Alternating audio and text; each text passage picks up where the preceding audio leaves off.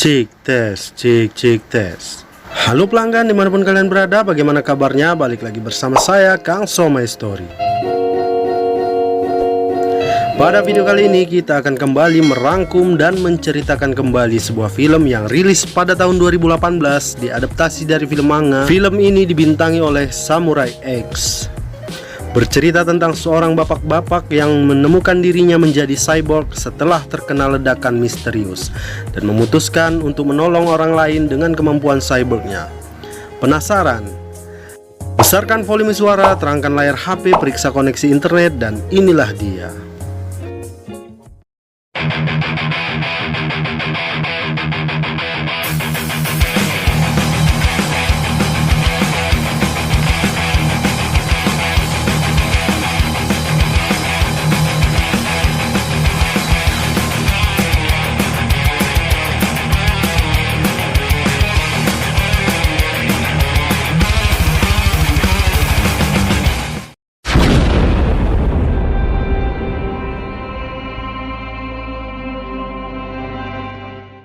Terlihat sebuah keluarga sederhana yang baru saja pindah rumah. Kedua dari anak keluarga tersebut pun nampak tidak terkesan karena mereka pindah ke sebuah rumah yang kecil dan sebenarnya cukup nyaman dan sederhana. Dan kita akan berfokus pada ayah mereka yang bernama Inuyashiki.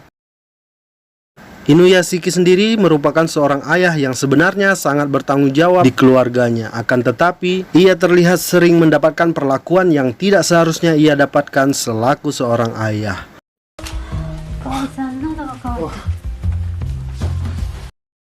Saat pulang kerja, Inuyashiki sempat melihat seorang yang dipalak dan dipukuli oleh beberapa orang berandalan yang potongan gayanya mirip dengan Benjiro. Tapi karena takut, beliau berbalik arah. Tapi di situ ia malah kepergok oleh putrinya yang kita sebut saja Yuli. Melihat ayahnya yang terlihat seperti pecundang, hal tersebut pun makin membuat anaknya palak dan makin benci kepada ayahnya tersebut.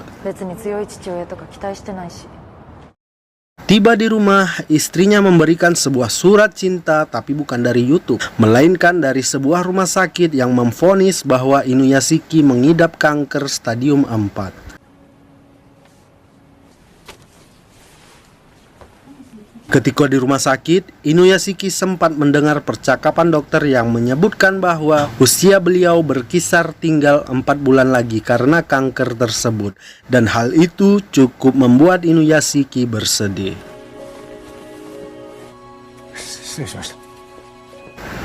Setibanya di rumah, Inuyashiki pun tidak berani mengatakan apa-apa tentang kankernya tersebut karena ia tidak ingin membuat anggota keluarganya menjadi cemas. Yang padahal di sini kalian tengoklah sendiri itu, sumpah keluarganya kayak tai, emosi aing. Inuyashiki sendiri memiliki seekor anjing yang kita sebut saja si anjing. Si anjing ini sangat setia kali orangnya, dan hanya dialah yang bisa menjadi satu-satunya teman di dalam rumah tersebut. Tapi dikarenakan istrinya alergi kalau Inuyashiki berteman sama si anjing, ia menyuruh untuk membuang anjingnya tersebut. Dan karena ia tidak memiliki power dan kuasa sebagai kepala rumah tangga, Inuyashiki pun terpaksa harus menurutinya. Inuyashiki pun pergi ke sebuah taman yang sepi untuk mengucapkan selamat tinggal kepada si anjing.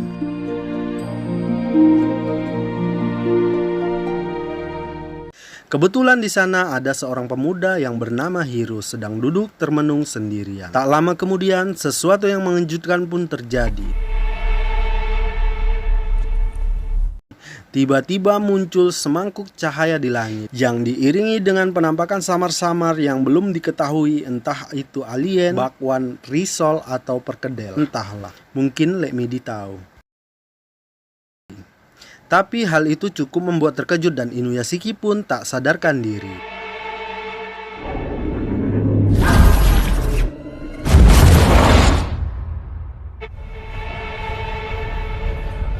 Dan saat sadar, hari pun sudah pagi. Namun tiba-tiba Inuyashiki dapat melihat dengan jelas tanpa menggunakan kacamata yang selama ini ia kenakan.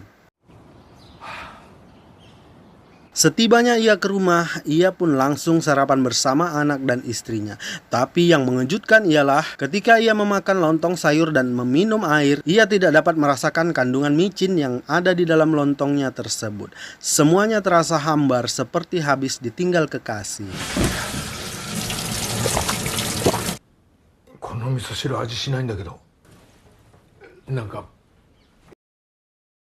Merasa ada sesuatu yang salah, Inuyashiki pun langsung masuk ke kamarnya dan ia pun melihat tubuhnya ngebul seperti mengeluarkan asap. Dia pun membuka baju untuk memeriksa tubuhnya dan saat mengusuk tangannya, tiba-tiba kukunya terbuka dan memperlihatkan sebuah lubang seperti slot USB yang menyala.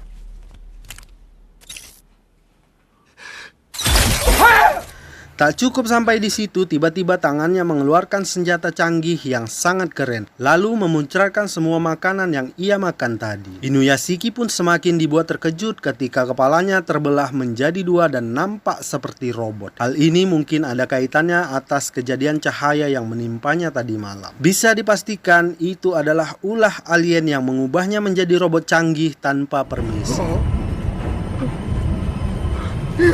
Di tempat lain, Hiro yang waktu kejadian itu terlihat sedang berkunjung ke rumah temannya yang bernama Ando. Tidak pakai J. Dia merupakan satu-satunya teman yang Hiro miliki. Ternyata Ando tidak masuk ke sekolah karena ada beberapa anak yang sering mengganggunya dan mengambil uang sakunya di sekolah. Tak lama Hiro pun mengajak Ando keluar untuk menunjukkan kekuatan baru yang ia miliki. Hiro mengarahkan jarinya ke seekor burung yang sedang terbang di udara. Dan tiba-tiba burung itu terjatuh seakan seperti ada yang menembaknya dengan senapan. Dan faktanya, Hiro juga sudah berubah menjadi robot sama seperti Inuyashiki. Sehingga ia dapat iseng memindahkan beberapa mobil dengan menggunakan teknologi yang ada di kepalanya.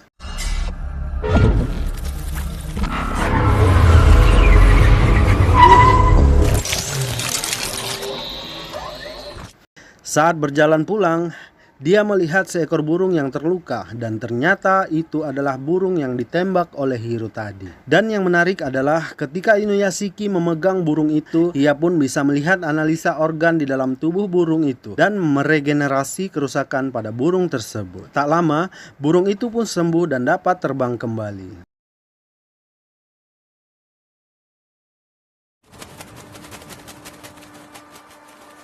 Setelah itu, ia mendengar dengan jelas percakapan ibu kepada seorang dokter yang sangat meminta pertolongan untuk menyembuhkan anaknya yang sedang sekarat. Tak lama ia pun bergegas pergi menuju ke rumah sakit tersebut dan langsung menyembuhkan penyakit anak itu dengan teknologi canggih yang sekarang ia miliki.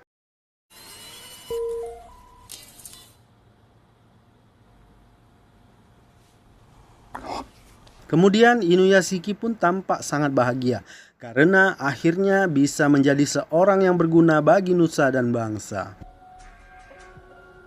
Hama.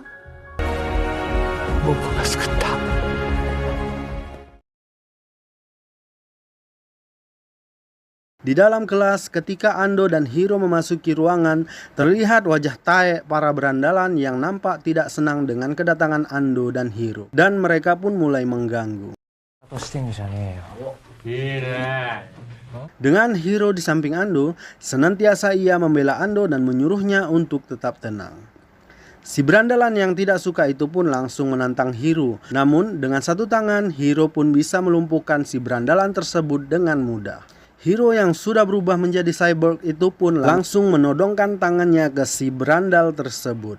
Namun Ando yang takut itu pun menyuruh Hiro untuk menyudahi hal tersebut.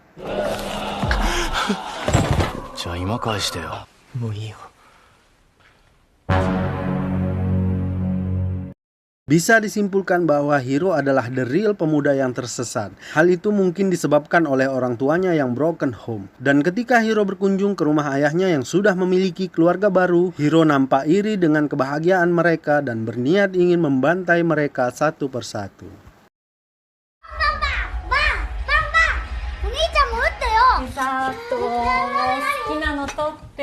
Ketika Hiro berjalan pulang, ia sempat mendatangi keluarga yang sedang berbahagia. Seakan iri dengan kebahagiaan, Hiro pun bertindak sembrono dengan membantai habis sebuah keluarga kecil tersebut tanpa ada yang dibiarkan hidup.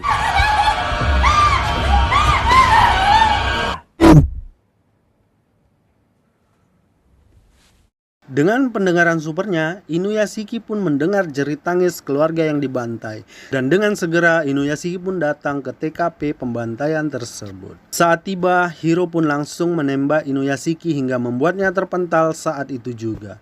Dikira sudah mati, Hiro pun meninggalkannya begitu saja. Esoknya kejadian tersebut pun disiarkan di televisi. Ando yang merasa itu adalah perbuatan Hiro langsung mengatakan kepada Hiro untuk berhenti karena hal tersebut tidak sesuai dengan pri kemanusiaan dan norma-norma yang berlaku, dan memutuskan untuk tidak berteman lagi dengannya. Sayonara.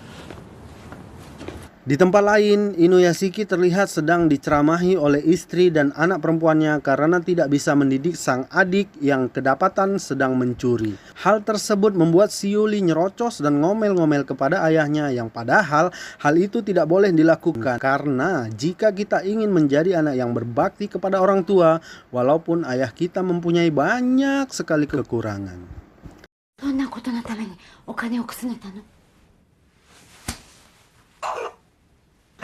Hal tersebut membuat Inuyashiki termotivasi untuk bisa menjadi manusia super yang sehingga membuat punggungnya terbuka dan mengeluarkan roket untuk kemudian pergi terbang bersama si anjing.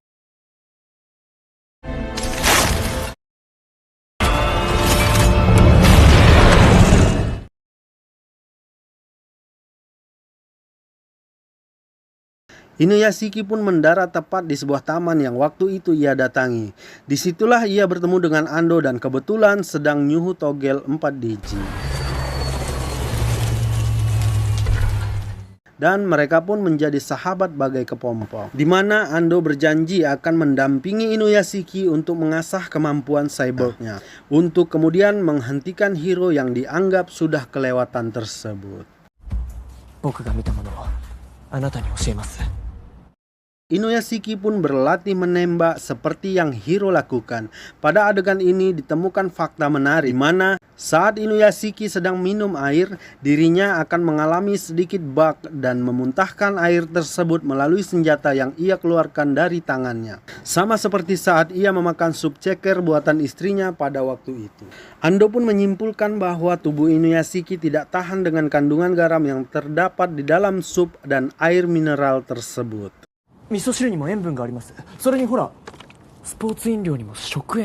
tempat lain terlihat Hiro sedang berjalan-jalan dengan ibunya dan tiba-tiba ada beberapa polisi yang langsung ingin menangkapnya. Hiro pun kemudian langsung kabur dan sempat terjadi kejar-kejaran yang sangat menegangkan, di mana Hiro berhasil kabur setelah sebelumnya ia sempat melukai beberapa polisi yang ingin menangkapnya.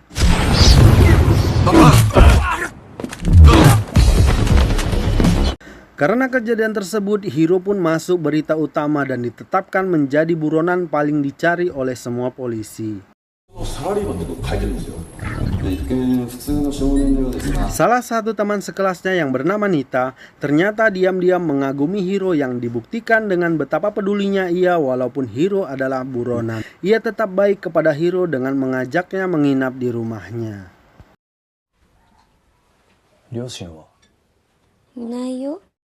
Di sana Hiro terlihat sedang duduk melamun.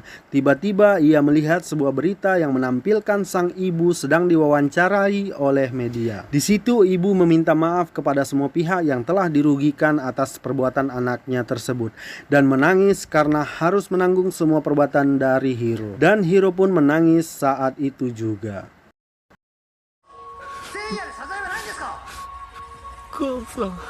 Tak lama kemudian muncul lagi breaking news yang memberitakan bahwa sang ibu telah meninggal akibat bunuh diri karena depresi. Akibat sebuah artikel yang menjelek-jelekan sosok ibunya yang dianggap tidak mampu mendidik sang anak.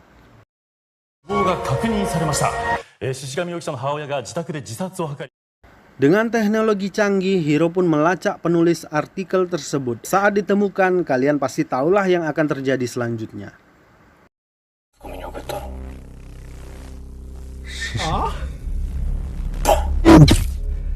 Ya, Hiro pun langsung membunuhnya dengan cara santet online, sebagaimana yang telah diajarkan oleh Fakdim in the House. Atas kejadian tersebut, Hiro pun mendapatkan ide gila untuk membunuh setiap orang yang menggunakan handphone melalui PCS.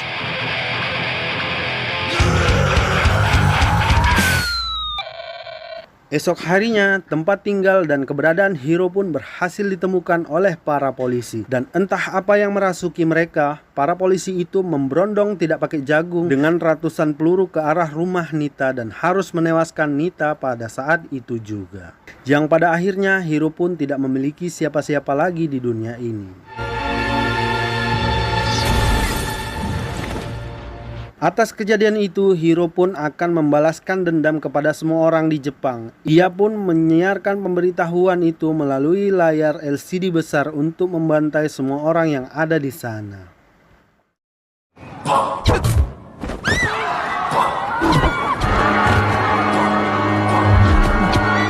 Setelah puas dengan hal itu, Hiro pun mengeluarkan rudal yang ada di dalam tubuhnya untuk menghancurkan bangunan dan seisi kota. Dan seketika Hiro nampak seperti monster. Tiba-tiba muncullah Inuyashiki di belakang Hiro dan menembakkan trik kecil kepada Hiro. Dan terjadilah kejar-kejaran seperti di film Angling Dharma, di mana mereka terbang sambil menghancurkan beberapa buah gedung yang tidak bersalah.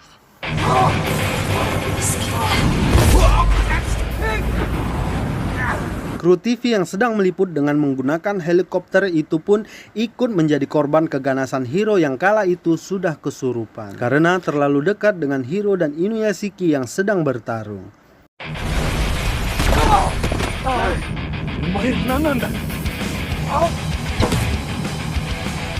Setelah terdengar azan maghrib, Hiro pun segera membatalkan puasanya dengan hanya meminum air mineral. Dan Inuyashiki langsung menembak botol minum itu untuk kemudian ia mengeluarkan botol minumnya sendiri. Yang padahal itu hanya jebakan. Hiro pun merebutnya dan langsung meminum air tersebut. Yang faktanya Inuyashiki telah mengisi air tersebut dengan air payau yang didapat dari pesisir Pagurawan. Yang seperti kita tahulah, tubuh robot mereka akan sedikit melemah karena air garam tersebut. Dan saat itu Inuyashiki pun langsung kabur keluar angkasa disusul dengan Hiro yang ikut terbang mengejar Inuyashiki. Dan beberapa saat kemudian Hiro pun berhasil menangkap Inuyashiki. Dan ketika hendak membunuh Inuyashiki, bukannya peluru mematikan, yang keluar dari senjatanya hanyalah air garam yang tadi ia minum. Perlahan roketnya pun mati karena mesin dalam tubuhnya mengalami masalah akibat air tersebut.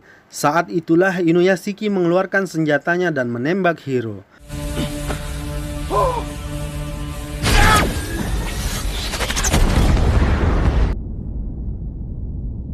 Sesaat kemudian Inuyashiki pun mendengar suara minta tolong dari anak perempuannya. Dia pun langsung menghampirinya dan melihat Yuli sudah sekarat akibat terluka parah. Kemudian Inuyashiki membantu menyembuhkan luka Yuli dengan teknologi yang ia miliki.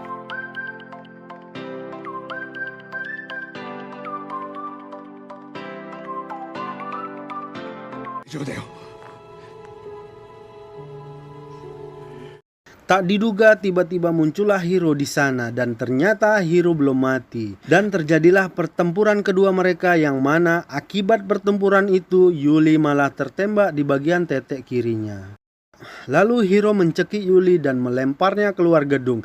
Hal itu dilakukan agar Inuyashiki juga merasakan apa yang Hiro rasakan setelah kehilangan orang-orang yang dicintainya.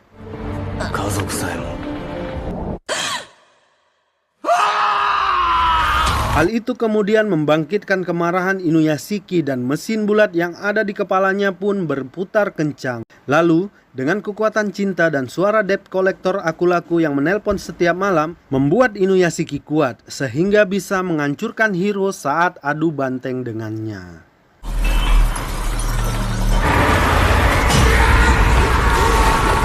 Dengan cepat Inuyashiki mengejar Yuli dan sekali lagi Yuli berhasil diselamatkan.